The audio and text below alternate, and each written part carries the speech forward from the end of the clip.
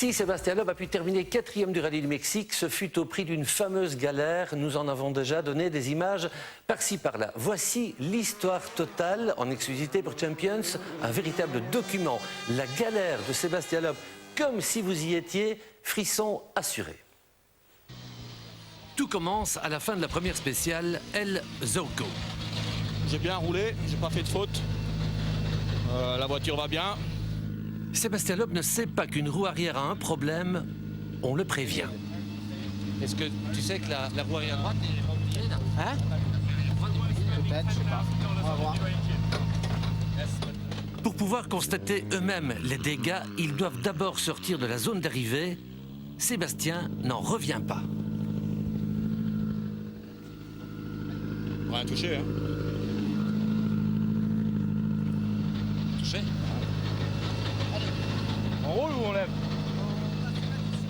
Il décide de rouler la spéciale suivante, 30 km, avec un bras de suspension tordu. Ça n'empêche pas qu'on les pointe quand même à 196 km/h. Probablement grâce au ciel ou à Dieu, omniprésent au Mexique, ils parviennent à boucler la 3e spéciale sur la jante. Ils viennent de rouler 132 km avec une roue oblique. Le pneu n'a évidemment pas résisté. Du bol d'arriver jusque-là, mais vraiment pas de bol dans la une, quoi, parce que franchement, j'ai rien touché, quoi. Et c'est Daniel qui m'apprend que la roue est de travers. T'étais là, en sortant la voiture, en faisant les pressions, donc je sais pas. Déjà, on a fixé l'amortisseur avec une sangle pour pas qu'il se barre complètement, donc c'est déjà bien qu'il soit encore là, quoi. Sinon, on serait quasiment posé sur la caisse, donc voilà, quoi. On va faire avec. Pour rejoindre l'assistance, il leur reste encore 66 km. Les 16 premiers sont en vieux pavé, en vieille pierre. L'Axara brinque-balle roule vite quand même et finalement, regardez bien, la jante se détache. Daniel et Elena la récupèrent pour qu'elle soit ensuite analysée. Maintenant, c'est tout l'arrière de l'Axara qui frotte sur le disque de frein. Daniel Elena fait contrepoids pour soulager les chocs. Encore 8 km de pavé. Encore 8 km de pavé et un village à traverser. À présent, il débouche sur la route nationale. Encore 50 km d'asphalte. Le disque se désagrège. Au Mexique, il y a des casse-vitesses partout. Ce spectacle inattendu fait le bonheur des enfants. Sur l'autoroute, Daniel et Elena se remettent en balancier, mais une voiture de police surgit et arrête l'Axara. Comme dans un film. C'est clair qu'en Finlande ou en Australie, tu n'aurais jamais pu le faire, ça. Ah, ici, avec les caisses avec lesquelles il roule...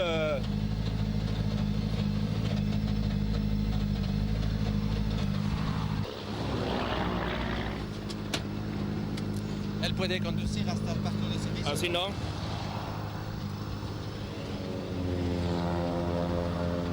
¿Qué? No lo puede conducir así. ¿Qué vas a hacer?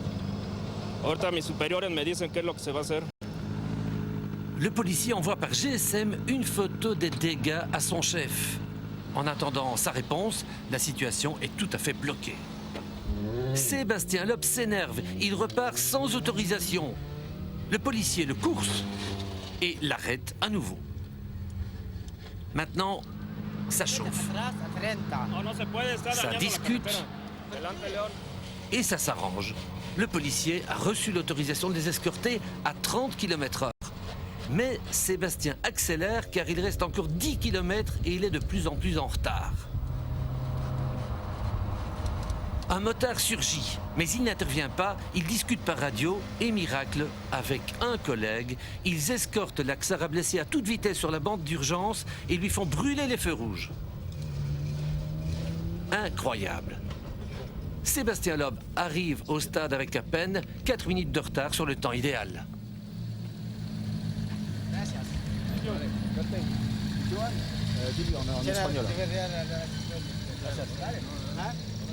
Un peu sympa ici, hein? Ah ouais. Et en finale, c'était même les feux rouges. Hein? Ouais.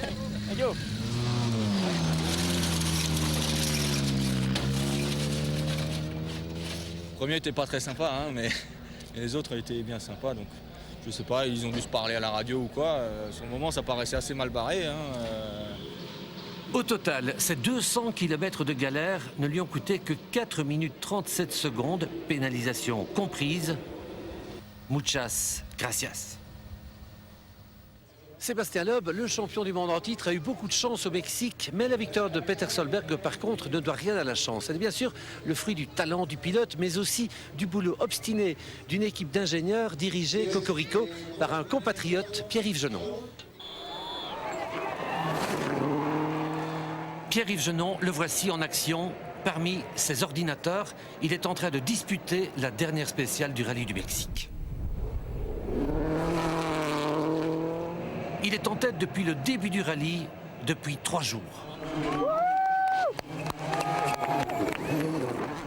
En principe, il va gagner.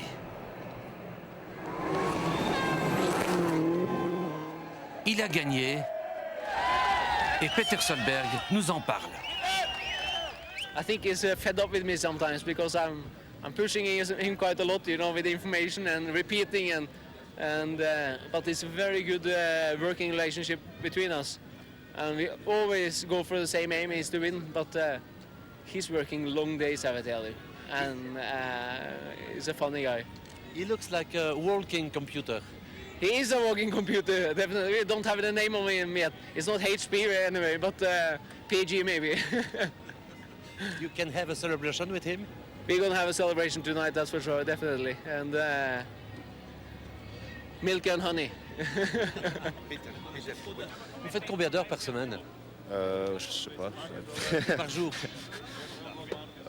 En dehors des rallyes, c'est pas complètement fou, mais là, on compte pas les heures une fois qu'on est en déplacement, donc je préfère ne pas compter. De podium en podium, Pierre-Yves Genon fait l'unanimité chez les Bleus. David, tell us a little bit about Pierre-Yves Genon. He did a great job here. It's so difficult working with Peter is such a perfectionist, and it's a special way of working with him. And Pierre and Peter now have a really good, close working relationship. And you see here the result. It's fantastic. D'où venez-vous en fait? D'où je viens? Je viens d'Amé, près de Huy, dans un pays qui s'appelle la Belgique. Est-ce que c'est assez précis? Quelles études? Ingénieur civil à Liège, à l'université de Liège, et j'ai fini une année en Angleterre à la fin. Ensuite, il a galéré pour trouver un boulot jusqu'à ce que Subaru l'engage il y a 10 ans.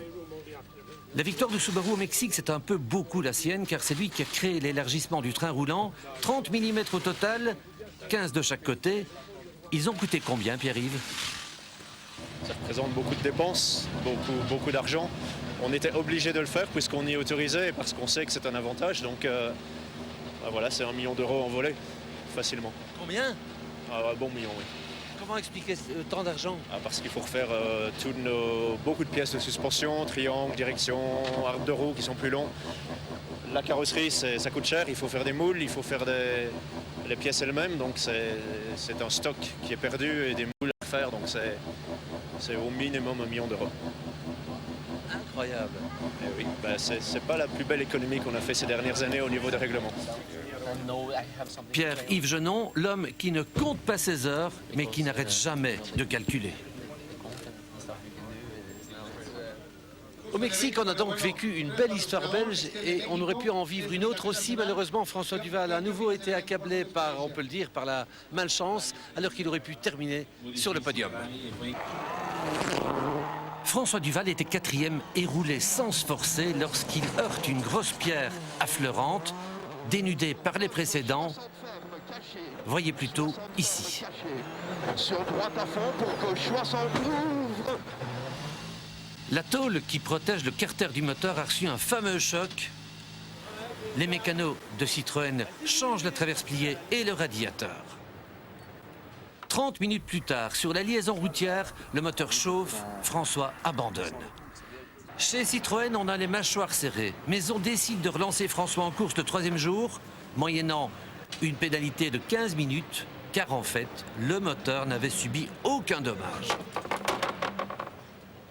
On a vérifié le problème et en fait, ça n'était pas ce que l'on croyait, ça n'était pas le carter cylindre qui avait cassé sous le choc, mais le radiateur que l'on a remplacé, donc radiateur neuf, qui était déficient et qui a lâché au bout de 5 km. Donc là, c'est vraiment pas de chance. À l'origine, bien sûr, il y a le choc, il y a la pierre, elle protège Carter déformé. À l'origine, il y a eu le choc, bien entendu, mais la conséquence du choc, c'est qu'il a fallu changer le radiateur. Mais si le radiateur que l'on a mis n'avait pas été défaillant, on n'en aurait même plus parlé du problème. Donc c'est pas de chance. C'est pas de chance.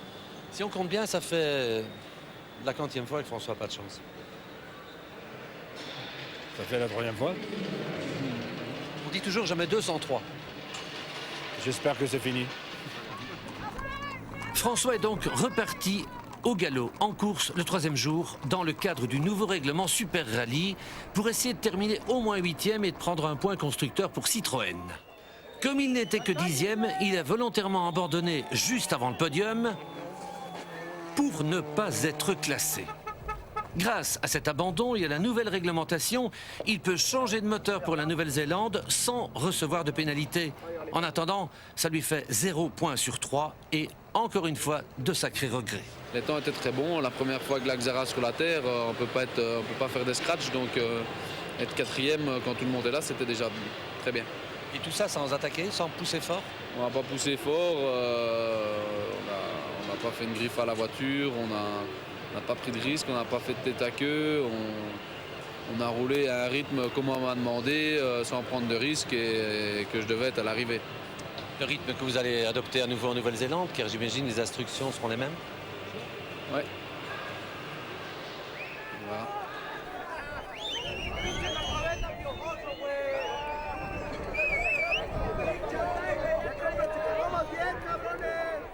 Le rallye du Mexique, 3e manche du mondial des rallyes 2005 est donc terminé. Il est important d'en dresser un bilan technique mais aussi analytique, car aujourd'hui il y a tellement de candidats à entrer dans le mondial des rallyes que plus aucun rallye n'est sûr de sa place.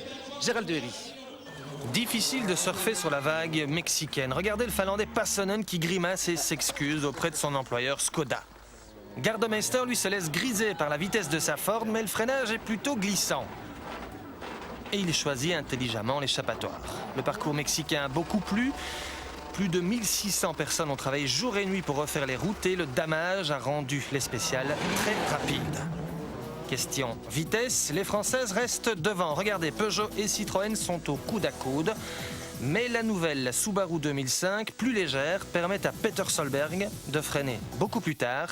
Et au chrono, c'est lui qui est devant. Sur ces nouvelles pistes, un nouveau venu fait sa trace. L'Australien Chris Atkinson n'a pas froid aux yeux, regardez. Et il signe des chronos époustouflants dans le top 5. Mais le petit O6 se retrouve aussi sans direction assistée. Vexé, il ne veut pas lever le pied. Et voici ce qui arrive, roue arrachée. Ce qui est marrant, c'est qu'Atkinson est considéré dans le milieu comme un futur jeune nouvel espoir, mais il est quand même 1 an plus vieux que François Duval. On a parfois tendance à l'oublier. Son remplaçant chez Ford, l'Espagnol Dani Sola, a d'ailleurs beaucoup de mal, lui, à le faire oublier.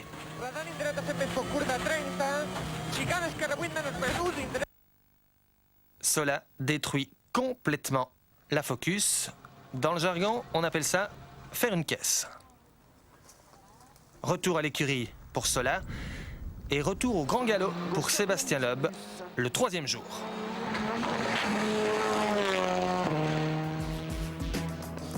Au départ de la dernière spéciale, Loeb est 6e à 25 secondes, c'est-à-dire 610 mètres de Gardemeister et à 26 secondes, 620 mètres de Rovan Perra. L'Alsacien s'élance plein gaz.